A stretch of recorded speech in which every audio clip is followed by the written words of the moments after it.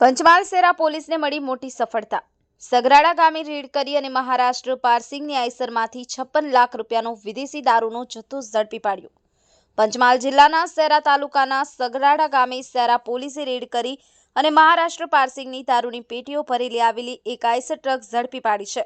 Eicher ગાડીમાંથી એક ઇસમની અટકાયત કરી હતી। ગાડીનો ડ્રાઈવર તેમજ અન્ય ઇસમો પણ ફરાર થઈ ગયા હતા। શહેરા પોલીસે આઈસર ટ્રક સહિત 65,45,488 લાખ રૂપિયાનો મુદ્દામાલ ઝડપી પાડ્યો છે અને તેમની ઉપર કાયદેસરની કાર્યવાહી હાથ ધરી છે। પંચમહાલના શહેરા પોલીસ સ્ટેશનના પીઆઈ એબી ચૌધરીને બાતમી મળી હતી કે શહેરા તાલુકાના સગરાડા ગામે કેટલાક ઇસમો ભેગા મળી અને વિદેશી દારૂ વેચવાનો ધંધો કરે છે।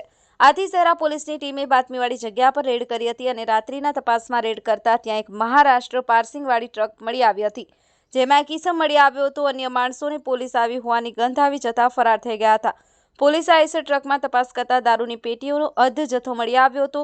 પોલીસે પકડાયેલા ઇસમનું નામ પૂછતા તેણે રમેશ ચીમાજીરાવ બાબર રહે સાંગલી મહારાષ્ટ્રનો રહેવાસી હોવાનું જણાવ્યું હતું। આ ગાડીના ડ્રાઈવર સંતોષ બધુ પેઠેકર તેમજ અન્ય ઇસમો ભારતભાઈ પગી, અર્જુનભાઈ પગી, ગણપતભાઈ બારિયા, સંજયભાઈ બારિયા, જયદીપભાઈ બારિયા એક મોબાઈલ ધારક સામે પોલીસ ફરિયાદ કરી અને તપાસના ચક્રો ગતિમાન કર્યા છે। Bureau report.